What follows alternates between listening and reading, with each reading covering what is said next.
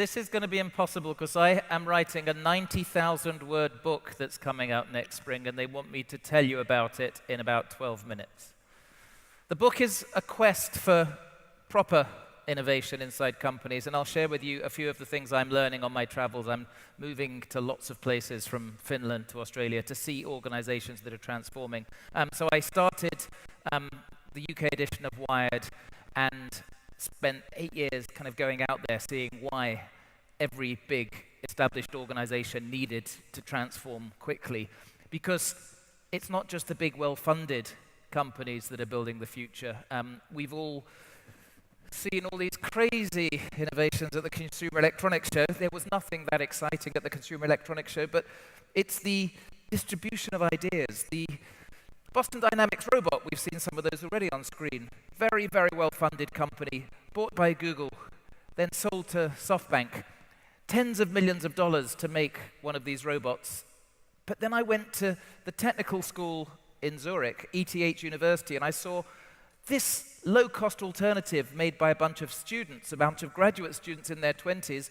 It's called the AnyBot, and they made it for thousands of dollars. It has thermal imaging cameras. It goes in and does search and rescue.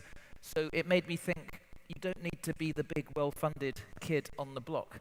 And of course, the fact that everybody has access to the cloud, everybody has access to crowdfunding, creates shorter and shorter cycles of innovation. And if you're an incumbent, suddenly there's new realities. We had invisibility of data, and suddenly there's a bunch of companies putting nanosats in the air, getting live imagery. This one is called Planet. You know, you could see the Apple HQ in Cupertino being built in real time through their satellites. Suddenly, there's layers of data. Suddenly, drones are evolving. We thought we knew what drones were. Then I see this drone, Pro Drone, which claims to be the first drone with robot arms, and I'm thinking, maybe this is the new way we should be taking our children to school. Maybe this is a new way to abduct children from school. We talk about autonomous cars, but we don't yet know what this is going to mean for secondary innovation like retail. There's already a startup in Shanghai that's got the grocery store that comes to you. It's called Wheelies. You get hungry in the middle of the night, you switch on the app. The idea is it will bring your beer, your cookies. We still have human biases, of course. We deny that we're going to be transformed by these new technologies. Think about autonomous driving. The first time you're in that car, it's going to be weird.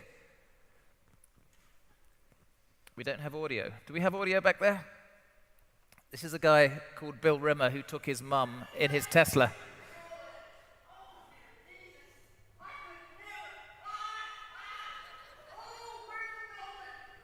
But you know, the next time, it's just going to be another way to get to the shops. So we have to kind of confront our biases. So why am I telling you this? Because every company is facing the same pressure in every sector. This is the homepage of a bank, HSBC, that's been annotated by CB Insights to show for every link startups that are taking some of the value. And this is a bank. I can show you the same for retail, for food, for delivery. And behavior is changing so fast. Mary Meeker at Kleiner Perkins last week gave out her annual Internet Trends Report. This is one slide that jumped out. The number of hours Americans spend on their digital screen every day. From 2008, 2.7 hours a day. Now it's 6 hours a day. This is time you're not spending talking to your colleagues or your children or your friends. And there is one of these exponential curves hitting all sorts of industries, not just IT, where something that was expensive becomes free, but also things like genomics. The cost of sequencing human DNA on a logarithmic scale has gone from $100 million to a couple of $100 in the last 17 years. The green curve is falling more steeply than Moore's law. So what does this mean if you are running a successful company? Most of the time, you are in denial. Most of the time, you just carry on running as usual because you're making money every quarter. And only then do you look down and realize, well, actually the business model is no longer relevant. So I see a lot of companies talk about, well, we have an innovation strategy. We have a head of innovation in another building. We have a corporate accelerator where we have a couple of startups. And this is mostly just theater, ticking a box, not delivering much value. So I am traveling looking for the rare cases of organizations that have found strategies to innovate. And I'm going to share very briefly now with you a few of these examples. This is Kathy Hannon, who worked as a junior marketing executive at Google's R&D lab, Google X. And Google X has done some amazing things. It created Waymo, way ahead on autonomous cars. It's doing balloons that deliver internet access to the 4 billion people who can't currently get online. It's been working with wind energy, using these kites that float offshore. It's doing all these things. And I was obsessed with how they can create the psychology to get people taking really big risks on what they call moonshots. And Kathy had an obsession with renewable energy. And she went to a dinner at the boss's house where somebody mentioned a research paper that somebody at Xerox PARC had come up with, which suggested it could be possible to turn seawater into fuel, renewable, zero-carbon fuel. And so she kind of raised her hand and said, I'd like to lead that project. And at Google X, at the beginning of every project, they resource it a very little at the beginning, but you must come up with kill criteria, metrics that say, okay, we haven't reached these targets, we're going to kill the project.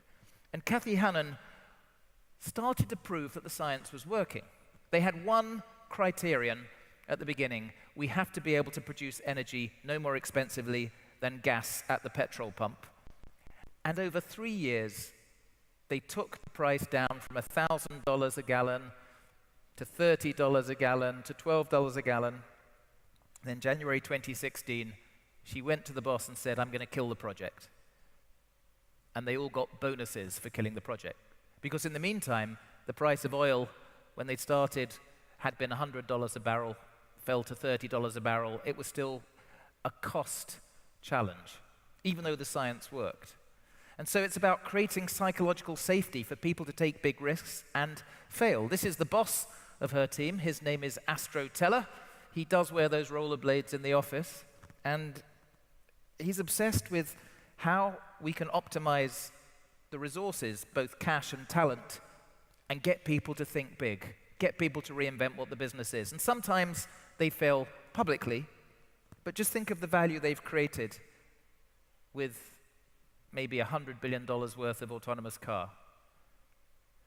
So it's always interesting to see how the bosses can empower the junior people in an organization. In Helsinki, I was talking to the team that runs Supercell, that makes Clash of Clans. This is Ilkka Pananen, who wants to be the world's least powerful CEO, he says, because he wants the small teams, the cells of 15, 20 people, to come up with their own ideas the whole time. Better characters, better gameplay, better narrative. And they have all-hands meetings on Friday where they get together and they toast with champagne the ideas that people spent time on that weren't good enough to release. And they have a wine bottle label that they write on with the lessons that they learned. So another approach I'm seeing is a company that thought it was one kind of business which isn't going anywhere, but there's a part of that business, if you reframe it, that becomes interesting. So last week I went to see a bookshop in a very expensive street in London that's been there since the 1930s, has the Queen's coat of arms. That is not a good business to be in, selling books. And they realized this, so they decided maybe our expertise is not selling books, but it's curating collections of books. Haywood Hill Books now does subscriptions. They will hand choose books for you. They have 8 women reading 100 books a month, and they know you. They charge 400 or 500 euros a month for this. They hand wrap it, they send it to you. They have a couple of thousand customers. They do personal libraries for expensive houses. They did 3,000 books in a Swiss mountain chalet for a wealthy woman. They charged about 600,000 euros.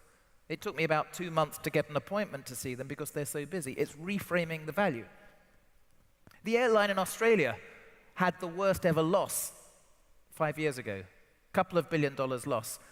But they realized maybe the value of the airline business is not so great, But we have something which we could build a really good business on, the loyalty program.